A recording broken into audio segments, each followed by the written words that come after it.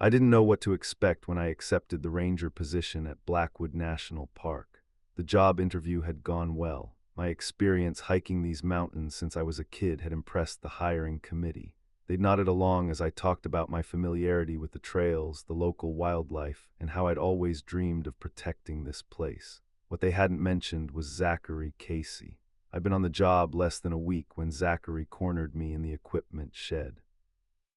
I was checking inventory, making sure all the radios were charged for the next day's shift when his tall frame blocked the doorway. The late afternoon light cast him in silhouette. "Got a minute, Brewer?" he asked, his voice rough like gravel underfoot. "Sure thing," I said, setting down my clipboard. Zachary stepped inside, closing the door behind him. He looked around as if making sure we were alone, which struck me as odd. The shed wasn't exactly a hydraulic area. "Need to tell you something important," he said, leaning against a shelf of emergency supplies. "Something they don't put in the training manuals." I waited, expecting some insider tip about dealing with lost hikers or handling aggressive wildlife. "Never, and I mean never, investigate strange sounds after dark in this park," he said, his blue eyes locked on mine. "Radio it in. Mark it on your report, but wait till morning." I tried not to smile. This had to be some kind of initiation ritual, a way to mess with the new guy. "What kind of sounds?" I asked, playing along. "Screams, voices calling for help, crashes that don't make sense." He ticked them off on his weathered fingers. "You hear any of that, you stay put, you understand?" I nodded, keeping my face neutral. "Got it. I'm serious, Clifford," he added, using my first name for emphasis. 28 years I've worked these woods, seen rangers come and go. "The ones who listen to me, they stick around, and the ones who don't?" I asked, still thinking this was some elaborate joke. "They don't," he said simply. Then he turned and walked out, leaving me alone with the equipment in my thoughts. Later that night, I laughed about it with my girlfriend over the phone. "The old-timer tried to scare me with ghost stories today," I told her. "Probably does it to all the new rangers. Maybe he's trying to keep you safe," she suggested. "From what?" "I've hiked every trail in this park. There's nothing out there I can't handle." I really believed that back then. I'd grown up in these mountains, spent weekends camping with my dad, and later explored on my own. I knew the terrain, could read the weather, and had all the training I needed to handle emergencies. Zachary's warning seemed like superstition from another era, something a man his age might believe after too many years alone in the wilderness. I was wrong. The first time I heard one of the sounds Zachary had warned me about was 3 months into the job. I was doing a night patrol along the eastern boundary, checking for illegal campers.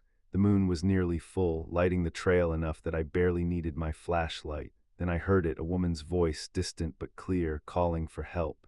My first instinct was to head toward it. That's what rangers do. We help people in trouble.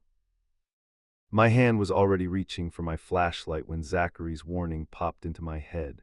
I stood there frozen in indecision. The voice called again, more desperate this time. It seemed to be coming from Miners Ridge, maybe half a mile away. I knew that area well. Old mining paths that tourists sometimes explored despite the warning signs. "This is stupid," I muttered to myself. Someone could be hurt, but I remembered the look in Zachary's eyes. He hadn't been joking. I keyed my radio. "Dispatch, this is Ranger Brewer. I'm hearing calls for help near Miners Ridge." "Over, copy that, Brewer. Any visual?" "Over, negative. Too dark to see anything from my position. Request permission to investigate." There was a pause before dispatch responded. "Negative, Brewer. Mark your location and continue your patrol. We'll send a team at first light." Over. I was surprised by the response, but relieved to have the decision taken out of my hands. "Copy that. Marking location now." Over and out. The next morning, I joined the search team. We combed Miners Ridge for hours and found nothing. No lost hikers, no signs of disturbance, not even footprints besides our own. I told myself it must have been the wind playing tricks or maybe an animal sound I'd misinterpreted. Over the next 2 years, I heard those sounds 5 more times. Twice it was screams, not animal sounds, but distinctly human. Once it was what sounded like someone calling my name, which sent chills down my spine. Another time it was a massive crash, like a tree falling, except there was no storm and the forest floor showed no evidence of any fallen trees the next day. Each time I followed protocol. I radioed in, marked my location, and waited until morning to search, and each T. We found nothing. My colleagues never talked about these incidents afterward. They'd file their reports, shrug their shoulders, and move on. I started to wonder if they'd all gotten the same warning from Zachary that I had. The lack of evidence reinforced my original suspicion that Zachary was just being superstitious. Maybe the old ranger had heard similar sounds during his career and created some personal mythology around them. The rational explanation was that sound travels strangely in mountain valleys, especially at night. What sounded like a human scream could easily be a mountain lion. What sounded like my name could be the wind whistling through rock formations. That's what I told myself anyway. But I still never investigated those sounds at night, call it respect for a veteran ranger or just playing it safe. I'd note the location, wait for daylight, and then search thoroughly. The fact that I never found anything unusual during these searches only strengthened my belief that there was nothing to Zachary's warning. One evening, I ran into him at the station as our shifts crossed over. He was hanging up his hat about to head home when he noticed me gearing up for night patrol. "Eastern boundary tonight?" he asked. I nodded. "Yeah, checking the campgrounds and making sure no one's wandered off trail." He studied my face for a moment. "You've heard them by now, haven't you?" The sounds, I hesitated before answering. "Yeah, a few times," and in nothing I said with a shrug. "I follow protocol. Wait till morning, we never find anything." A small smile formed on his face. "Good, you're smarter than you look," I laughed. "Or maybe there's just nothing out there, Zachary." His smile faded. "Keep believing that if it helps you sleep. Just don't break protocol." I wanted to press him further to ask what he thought was really out there, but he grabbed his keys and headed for the door. "Stay safe tonight, Brewer," he called over his shoulder. "Always do," I replied. As I drove to my starting point that night, I thought about Zachary and his warning. Part of me still believed he was just being superstitious. Another part wondered if there was something more to it, something the veteran ranger had experienced that he couldn't or wouldn't explain. Either way, I felt confident in my abilities. I knew these mountains, knew this forest. If there was anything dangerous out there, I was trained to handle it. And if the mysterious sounds were just tricks of nature, well, no harm in being cautious. I parked my truck at the trailhead and checked my equipment one last time before heading into the darkening forest. The sun had just set, painting the sky in fading oranges and purples. Soon it would be fully dark with only my flashlight and the stars above to guide me. As I stepped onto the trail, I felt that familiar mix of respect and comfort that these woods always gave me. This was my place, had been since childhood. Whatever strange sounds might echo through the night, I was at home here, but I still kept my radio closed just in case. The scream cut through the humid August night, high-pitched and unmistakably human. I froze mid-step on the trail, my flashlight beam wobbling as I listened for it to come again. 3 years into my ranger position at Blackwood, I knew every inch of this northern section. But tonight, something felt different about these familiar woods. There it was again. A woman's voice crying out from the direction of Willow Creek, maybe half a mile northeast of my position. I checked my watch, 117 in the morning. The full weight of Zachary's warning pressed against my thoughts. Don't investigate strange sounds after dark. Radio it in. Mark it on your report. Wait until morning. But this didn't sound like the other screams I'd heard over the years. Those had been strange, almost theatrical, like something trying to sound human but not quite getting it right. This had a raw, panicked edge that made my skin prickle. I unclipped my radio, thumb hovering over the call button. Protocol was clear. I'd followed it for 3 years without question. "Hello, is anyone there?" The voice called again, weaker this time. My hand dropped from the radio. What if someone was actually hurt out there? What if they needed immediate help? I couldn't live with myself if I left someone to suffer all night when I was this close. "This is different," I muttered to myself, trying to justify breaking the rule that had been drilled into me since day one. "This isn't one of those sounds. This is real." I tightened my grip on my flashlight and started moving toward Willow Creek, pushing through the dense undergrowth where the trail ended. The humid air clung to my skin as I hiked, making my uniform stick uncomfortably to my back. My boots sank slightly into the soft ground with each step. The forest seemed to close in around me as I moved deeper into it, normally teeming with night sounds, crickets, frogs, the occasional owl. The woods had gone strange. Jelly quiet, I tried to ignore the growing sense of unease as I pushed forward, focusing instead on the creek I could now hear gurgling ahead. "Hello," I called out, sweeping my flashlight across the terrain. "Forest Service. Is anyone there?" No response came. I pressed on until I reached the bank of Willow Creek. The water flowed faster than usual, swollen from the summer rains we'd had earlier in the week. My light caught something by the water's edge, a figure huddled on a flat rock beside the creek. I approached cautiously, keeping my flashlight trained on the form that slowly resolved into a young woman. She sat with her knees pulled to her chest, clothes torn and caked with mud. "Miss, are you okay?" I asked, keeping my voice steady and professional despite the relief washing over me. This was a real person, not some unexplained phenomenon. I'd made the right call. She looked up at me, her face pale in the harsh beam of my flashlight. I lowered it slightly to avoid blinding her. "Thank God," she whispered, her voice. "I thought no one would find me." I crouched down a few feet away, not wanting to crowd her. "I'm Ranger Brewer with the Forest Service. Are you injured?" She shook her head, just scared and lost. "My name's Tammy, Tammy Fitzgerald." "What happened, Tammy?" I asked, looking her over for any signs of injury she might not be reporting.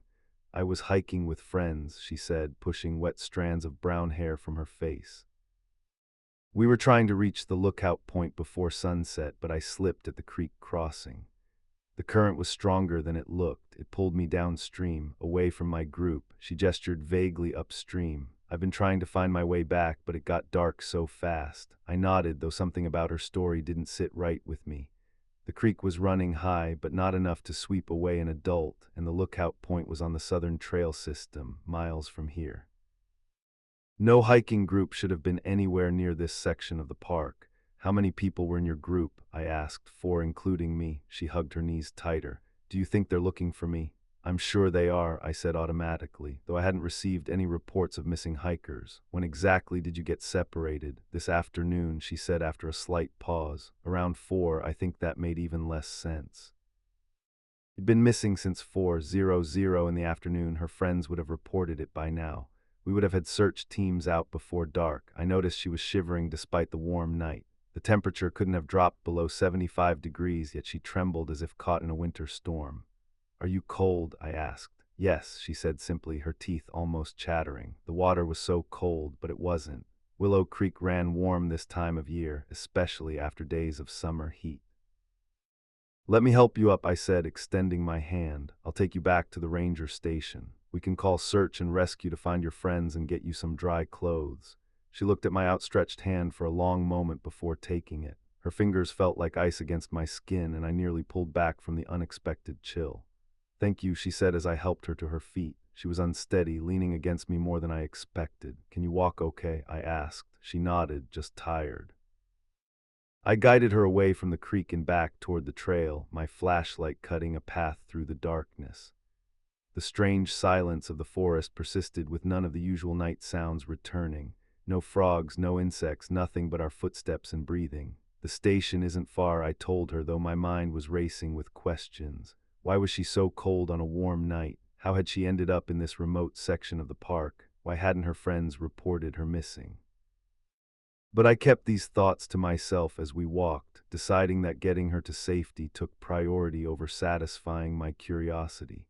Still, I couldn't shake the feeling that something about Tammy Fitzgerald and her story wasn't adding up. I led Tammy along the trail toward the ranger station. The path was familiar, a route I'd walked hundreds of times during my 2 years at Blackwood. The packed dirt should have taken us straight to the station in about half an hour. Plenty of time to get her somewhere warm and figure out what was really going on with her story. "The station has dry clothes and a first aid kit," I said, glancing back to make sure she was keeping up. "We can call search and rescue from there to look for your friends." Tammy nodded but said nothing. She walked a few steps behind me, her arms wrapped around herself despite the warm night. The beam of my flashlight swept across the path ahead, catching the occasional reflection of animal eyes watching from the underbrush. I frowned, suddenly aware of something odd. Those reflective eyes had vanished. In fact, all the normal forest sounds had disappeared. No chirping crickets. No rustling leaves from small creatures moving through the underbrush. No distant owl calls, just silence.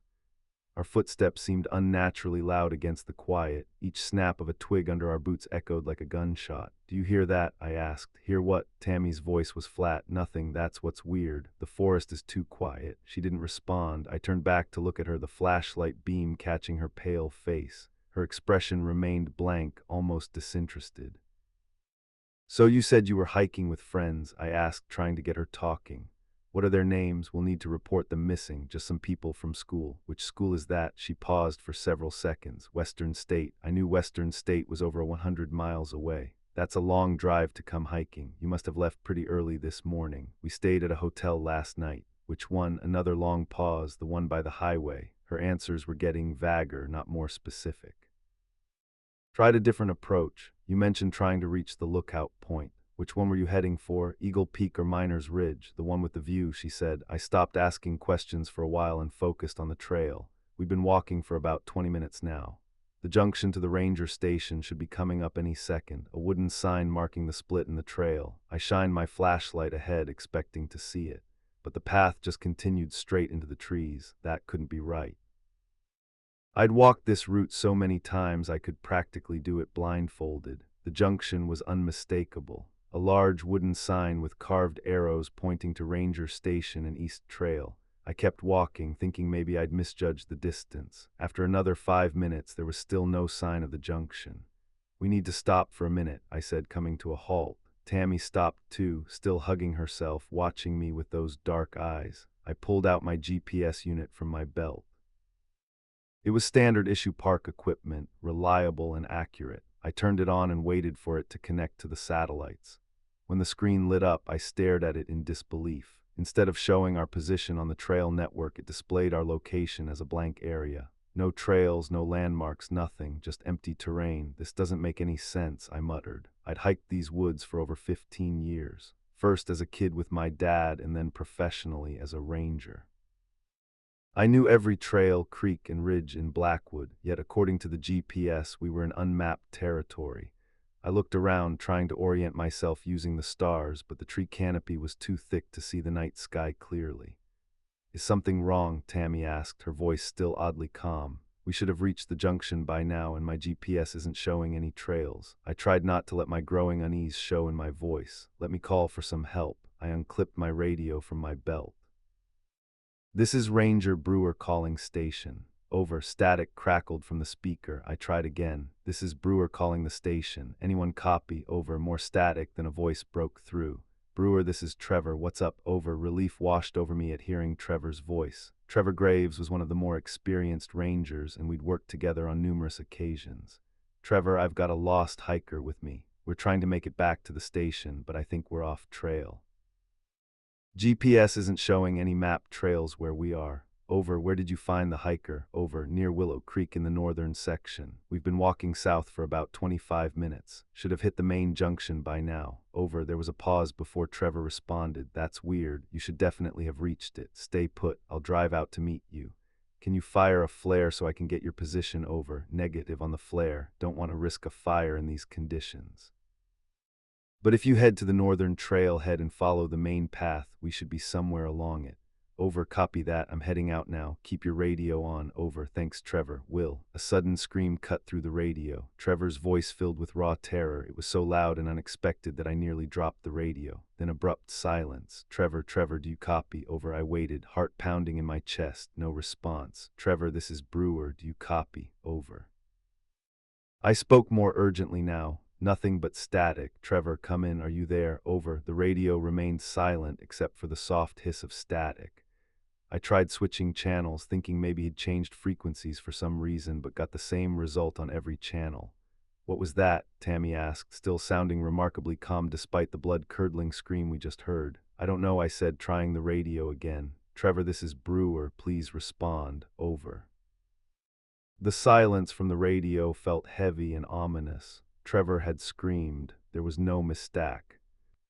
In that sound and then nothing, something had happened to him, something bad enough to make an experienced ranger cry out in terror. I clipped the radio back to my belt, keeping the volume up so I'd hear if Trevor called back. The forest around us remained unnaturally quiet, as if holding its breath. "We need to keep moving," I said, more to myself than to Tammy. We need to find the trail junction. I looked at her standing there in her torn clothes, seemingly unbothered by Trevor's scream or our increasingly strange situation. Her calmness was starting to feel less reassuring and more disturbing.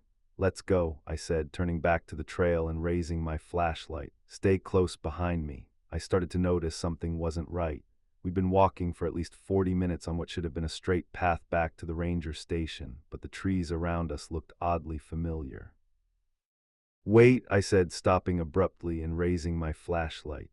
The beam caught the distinctive shape of a fallen log with a mushroom cluster growing from its center. "We've passed this before."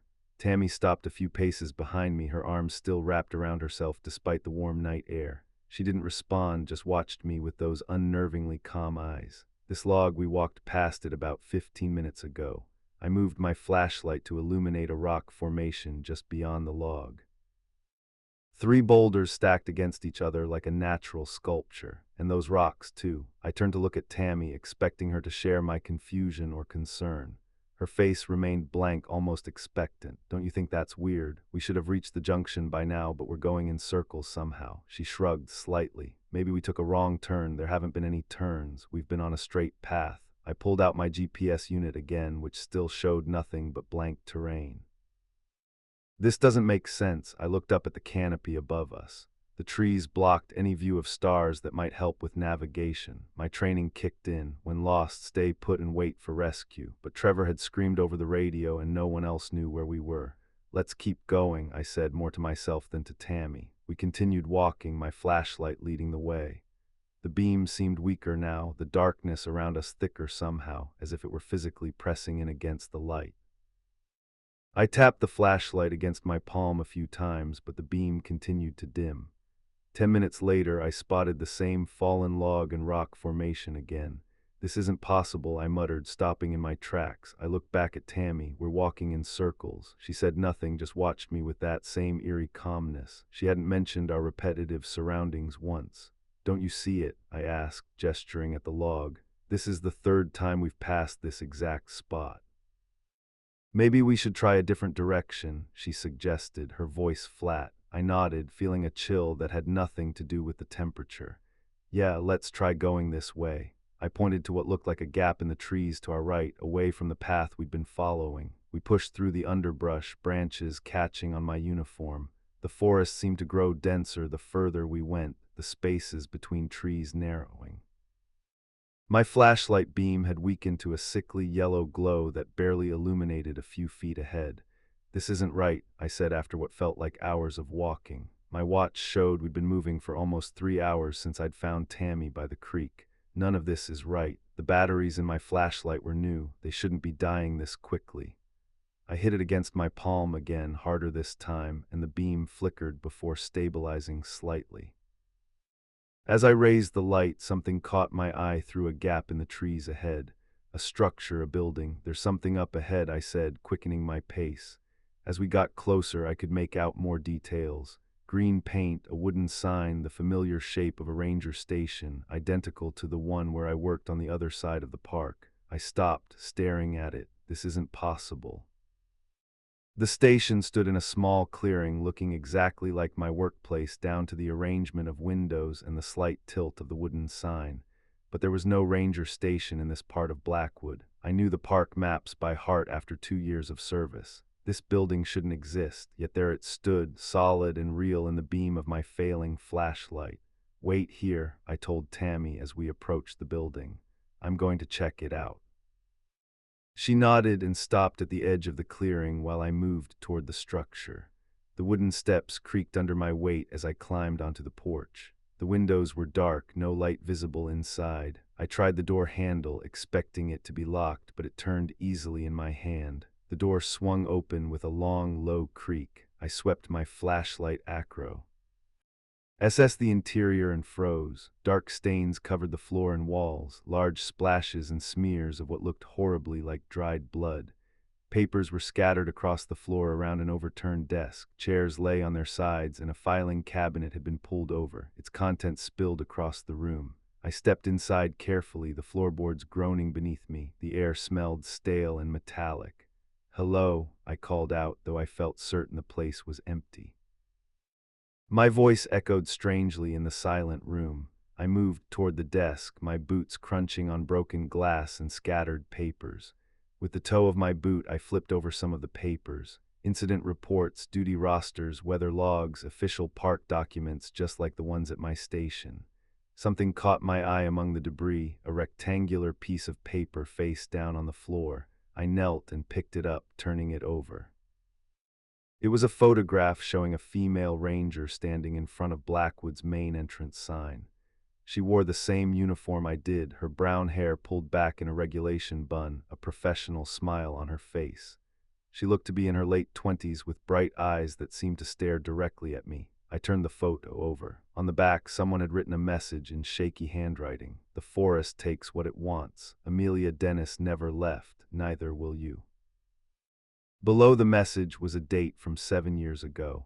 I stared at the writing, a cold weight settling in my stomach. 7 years ago, before my time at Blackwood. I'd never heard the name Amelia Dennis before, yet here was evidence she had been a ranger just like me.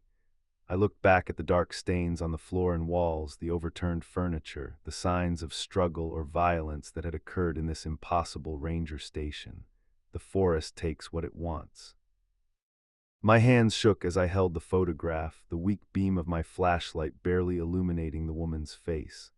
I needed to show this to someone. I needed to understand what was happening. I turned and hurried back toward the door. The photograph clutched tightly in my hand. I rushed outside, the photograph clutched tight in my hand, ready to show Tammy what I'd found. "Tammy," I called out, stepping off the porch of the impossible ranger station. The clearing where I'd left her stood empty. I moved to the exact spot where she'd been standing just minutes ago, sweeping my flashlight across the ground and surrounding trees. "Tammy," I called again, louder this time. My voice bounced back at me, the echo sounding wrong, too hollow, lasting too long. The forest swallowed my words and sent them back distorted. I waited for a response, but only that unnatural silence pressed in around me. I crouched down, running my hand over the earth where she should have left footprints. The soil was soft enough that her boots would have made impressions, but the ground remained unmarked. Even my own tracks seemed to fade a few yards back, as if the forest floor was erasing our presence. "This doesn't make sense," I muttered, standing up and turning in a slow circle. I kept the failing flashlight beam moving, searching for any sign of her. A scrap of clothing caught on a branch, trampled vegetation, anything. But there was nothing to suggest Tammy Fitzgerald had ever been there with me. Nothing to prove she'd ever existed at all. I checked my watch. Barely 15 minutes had passed since I'd entered the ranger station. She couldn't have gone far, not in her condition, not in this terrain. "Tammy," I shouted one more time, cupping my hands around my mouth. The echo came back wrong again, almost like someone mocking my call rather than a true reflection of sound. I felt a chill that had nothing to do with the temperature. I expanded my search, moving in widening circles around the clearing, careful not to lose sight of the station. The photograph felt heavy in my pocket, its message burning in my mind. The forest takes what it wants. Had it taken Tammy too? After 10 minutes of searching, I found nothing. No broken twigs, no disturbed undergrowth, no sign anyone besides me had been here. It was as if she'd simply vanished into thin air. I pulled out my radio, trying different channels, but got only static. The GPS unit still showed blank terrain. I was considering my next move when I heard it. Crashing sounds coming from the east, something large moving through the underbrush without any attempt at stealth. I swung my flashlight toward the noise, hand moving to the pepper spray on my belt. The crashing grew louder, branches snapping, leaves rustling. "Who's there?" I called out, taking a step back. The underbrush parted, and a figure stumbled into the clearing. The weak beam of my flashlight revealed a Park Service uniform, torn and dirty. Blood gleamed wetly on exposed skin. "Trevor," I said, recognizing my colleague despite his condition. Trevor Graves lurched forward, his movements uncoordinated. Deep scratches marked his face and arms. Still bleeding freely, his uniform hung in tatters as if he'd been dragged through thorns. But most disturbing were his eyes, unfocused, dilated, looking through me rather than at me. "Trevor, what happened to you?" I asked, moving toward him. He closed the distance between us with surprising speed, grabbing my shoulders with both hands. His grip was painfully tight, fingers digging in like claws. "It's a desolate place, Clifford," he said, his voice. The forest leads you where it wants you to go. It's a desolate place. His eyes rolled wildly, never quite focusing on me.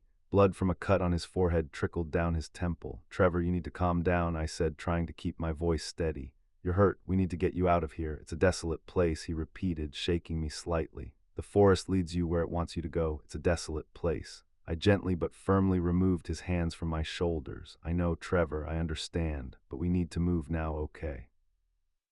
"We need to get back to the trail," he nodded vaguely, still repeating the same phrases.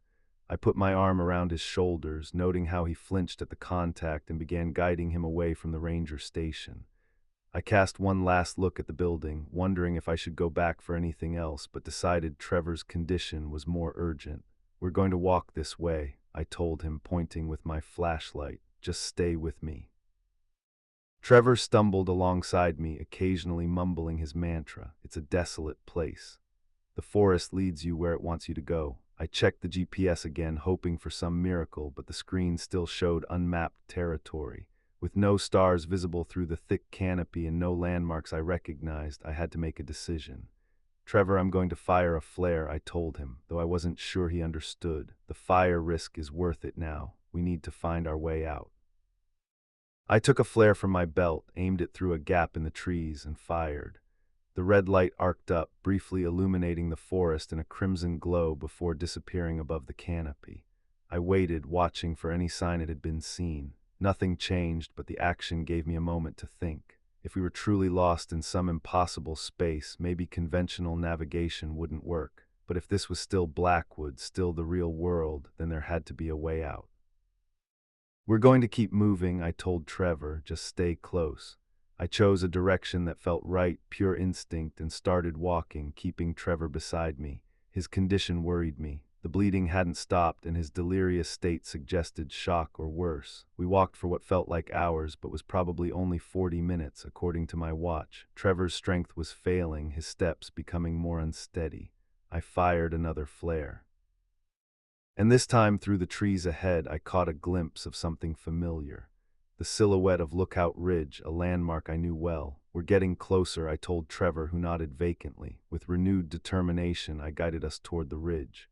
Gradually, the forest began to feel right again. The trees thinned out. The path beneath our feet became more defined, and when I checked the GPS, faint outlines of mapped trails appeared on the screen. "We're almost there, Trevor," I said. "Just a little further." He didn't respond, focused only on putting one foot in front of the other.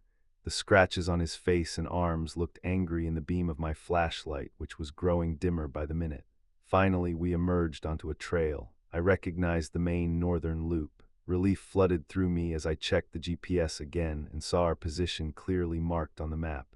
We'd somehow found our way back to mapped territory. Trevor collapsed to his knees, his strength finally giving out. I knelt beside him, checking his pulse, rapid but present. His skin felt cold and clammy, classic signs of shock. I pulled out my radio and tried again. This time, instead of static, I heard the blessed sound of the dispatcher's voice. "This is Ranger Brewer," I said, trying to keep my voice calm and professional despite everything.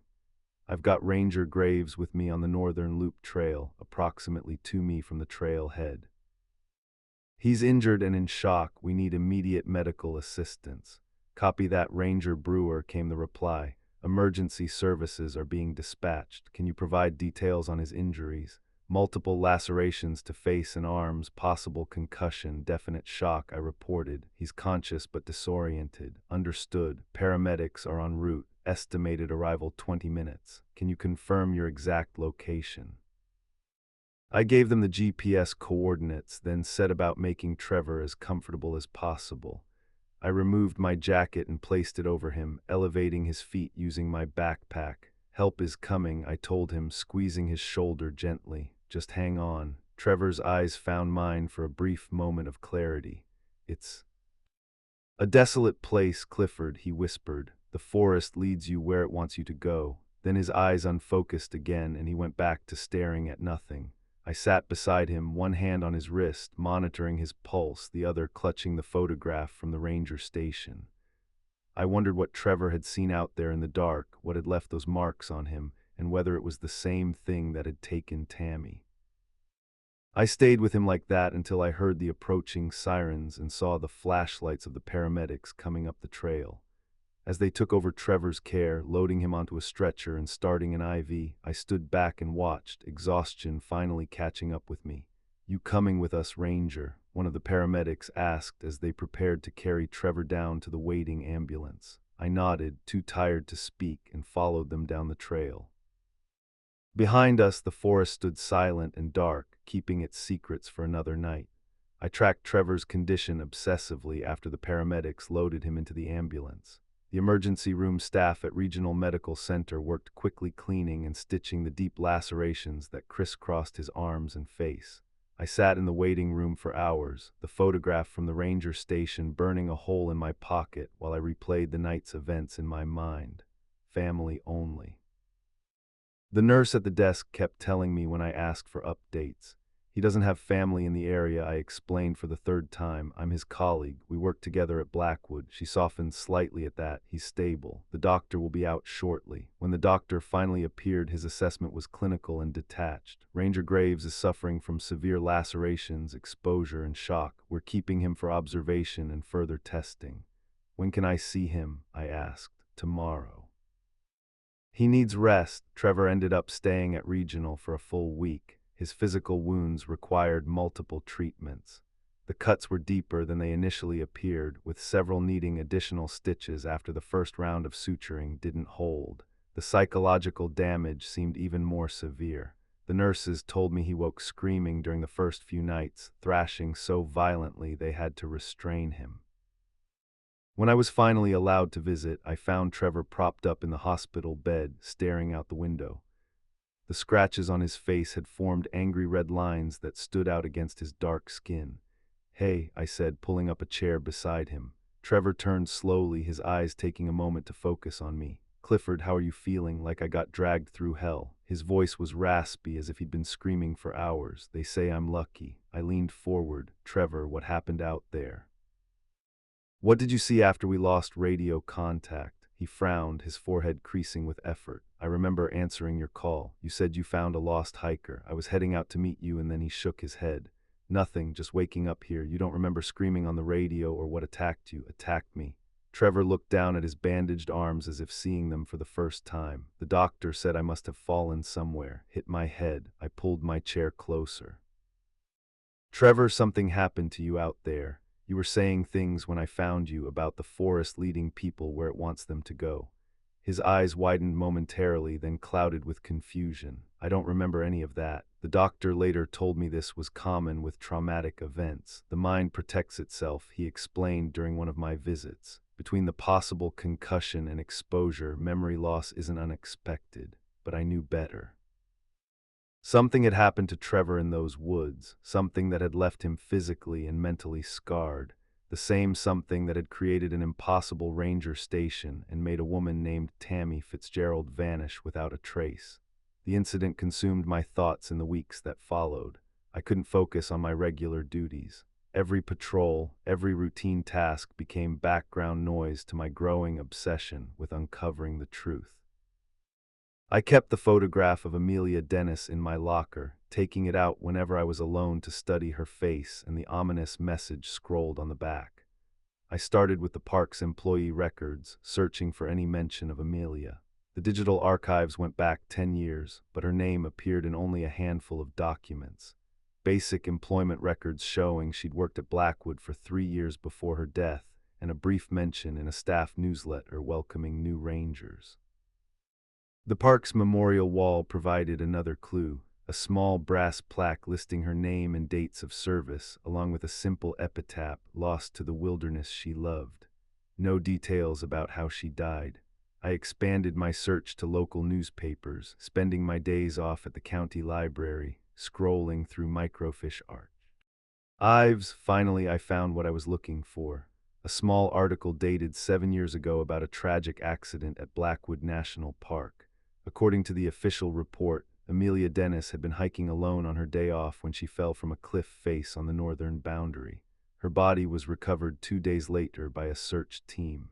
The article quoted then Assistant Chief Ranger Mickey Estrada, calling it a devastating loss to the Blackwood family.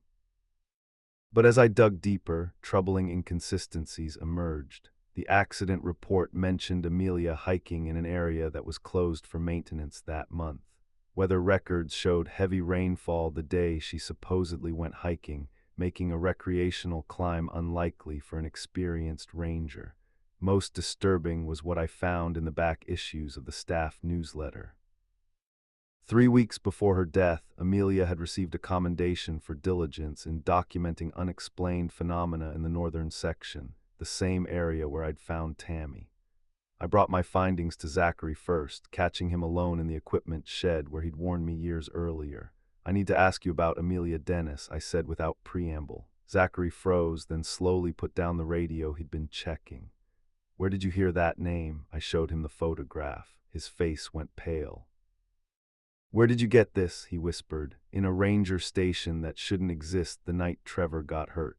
Zachary handed the photograph back like it might burn him. "You need to let this go, Clifford, for your own good. What happened to her, Zach? What's out there in the northern section?" He shook his head. "Talk to Mickey if you want to know more, but my advice, drop it." Chief Ranger Mickey Estrada was less subtle. When I requested permission to organize a search for the mysterious ranger station, he denied it immediately. "We don't have resources for wild goose chases," he said from behind his immaculate desk, "especially not based on hallucinations experienced during a high-stress rescue." "It wasn't a hallucination," I insisted. "And what about Amelia Dennis? She was documenting something in that same area before she died." Mickey's face hardened.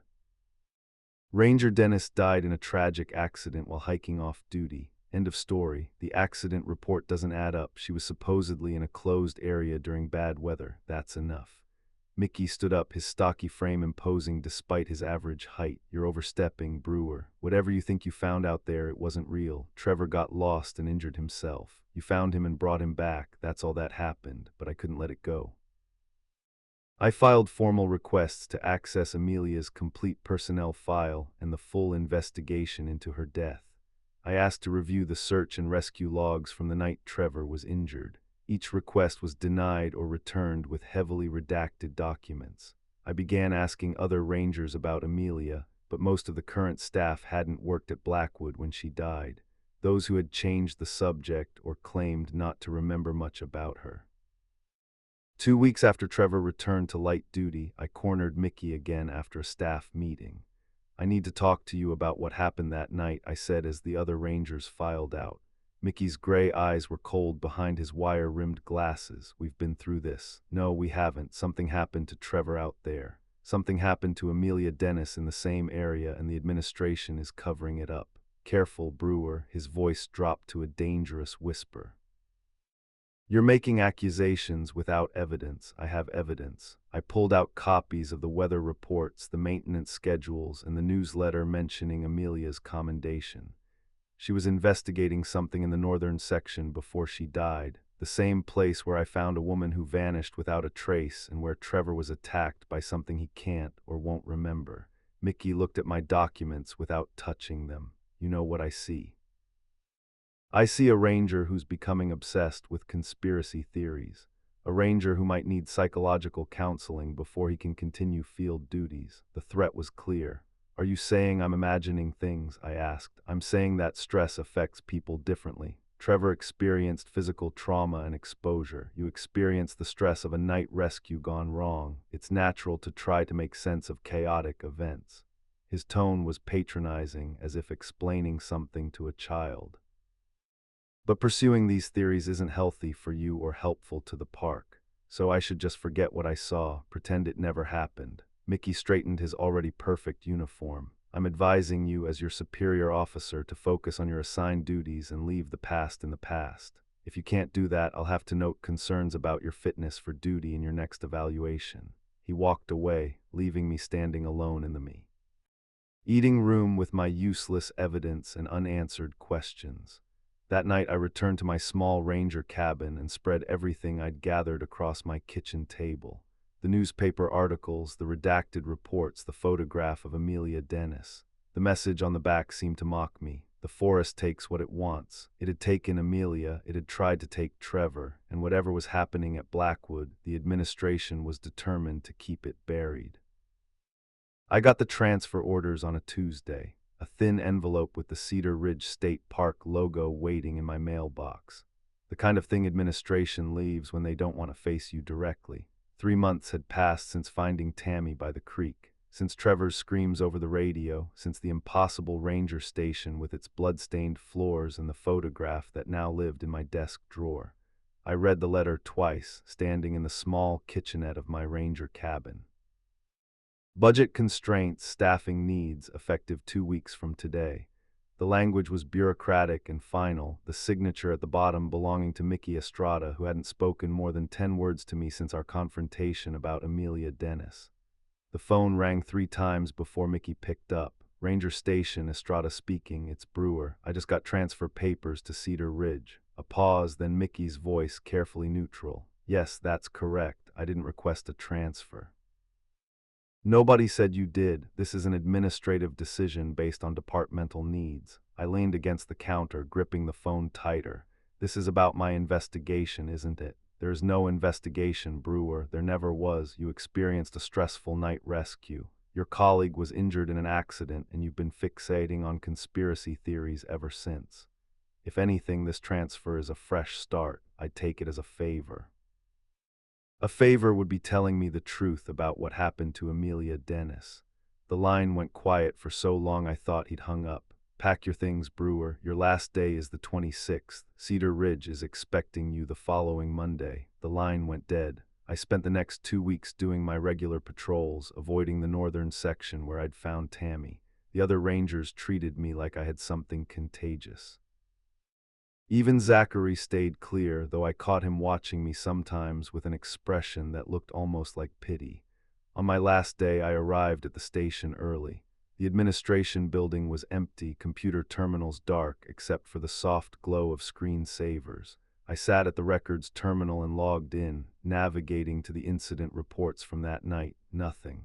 I checked the date range again, expanding it to the entire week.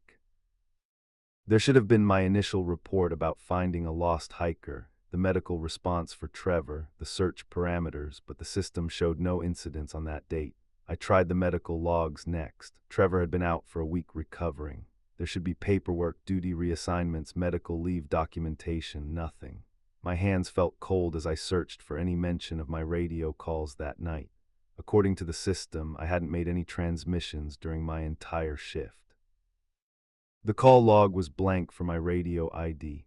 I sat back in the chair, the reality sinking in. They hadn't just blocked my investigation, they'd erased it. As far as Blackwood's records were concerned, nothing had happened that night. I glanced at the clock 20 minutes before the morning shift arrived. Working quickly, I searched for Dennis Amelia in the personnel archives. The search returned only basic employment records, hire date, position, end of service. I copied everything to a flash drive, then searched the digital archives of staff newsletters. There were only 2 mentions of her, a welcome announcement and the brief combination I'd already found about documenting unexplained phenomena. I copied those too, then pulled up the park's mapping system. The northern section where I'd found Tammy showed normal trails and terrain features, nothing unusual. I took screenshots anyway, marking the approximate location where I'd encountered her and where the impossible ranger station had appeared. Footsteps in the hallway made me quickly close the programs and pocket the flash drive. I logged out just as the door opened and Mickey walked in, stopping when he saw me. "Brewer, you're in early, just clearing out my locker," I said, standing up. He watched me for a moment, eyes dropping to the computer I'd just used. "Everything squared away for your departure." Almost. "Just need to turn in my radio and keys." "Good. Cedar Ridge is a nice park, smaller than Blackwood, but the trails are well maintained. You'll do fine there." I nodded, moving toward the door. "One question before I go." Mickey's expression didn't change, but his posture stiffened slightly. "What happens to rangers who investigate the sounds at night, the ones who don't follow Zachary's warning?" His face remained carefully blank. "I don't know what you're talking about." "Yes, you do. Amelia Dennis was documenting something in the northern section. The same place where Tammy appeared. The same place where Trevor got attacked by something that left him repeating that the forest leads people where it wants them to go." Mickey stepped closer, lowering his voice even though we were alone. Listen carefully. You had a difficult experience during a night rescue. Trevor had an accident. Everything else is stress and an overactive imagination. Take this transfer as the gift it is, Brewer. Some rangers never get the chance to leave. The threat wasn't subtle. I held his gaze for a moment, then walked past him toward the locker room. An hour later, I stood beside my truck in the staff parking lot, the last box of belongings secured in the back. The photograph of Amelia Dennis was wrapped in a shirt at the bottom of my duffel bag, along with the flash drive of copied files. I'd taken one last walk around the station, turning in my keys and radio to a clerk who barely looked at me. I climbed into the driver's seat and started the engine, looking at Blackwood's ranger station in the rear view mirror. The questions still burned in my mind. What had happened to Tammy? What had attacked Trevor? What had Amelia Dennis discovered in the northern section that had gotten her killed? And why was the administration so determined to cover it all up? The answers weren't here. Not anymore, but I had names, dates, and files. It wasn't much, but it was a start. I put the truck in gear and pulled away from Blackwood National Park. The photograph and my memories, the only evidence that anything had happened at all. I settled into my new position at Cedar Ridge, but the memories from Blackwood clung to me like a persistent shadow. The routine was different here. Smaller park, fewer visitors, more maintenance duties. Yet I found myself scanning the tree-in during night patrols, listening for sounds that didn't belong. The rational part of my brain knew I was safe now, hundreds of miles from whatever haunted the northern section of Blackwood, but that didn't stop my hand from drifting to my radio at every unexpected noise. My new colleagues seemed nice enough. They invited me to weekly poker games and asked normal questions about my transfer. I gave them the sanitized version. Budget cuts, staffing needs, and they accepted it without pressing further. Cedar Ridge didn't have the same atmosphere of secrets and unspoken rules that permeated Blackwood. No one pulled me aside to warn me about investigating strange sounds. No areas of the park were subtly off limits, but during quiet moments in my cabin, I spread my collected evidence across the kitchen table and stared at the photograph of Amelia Dennis.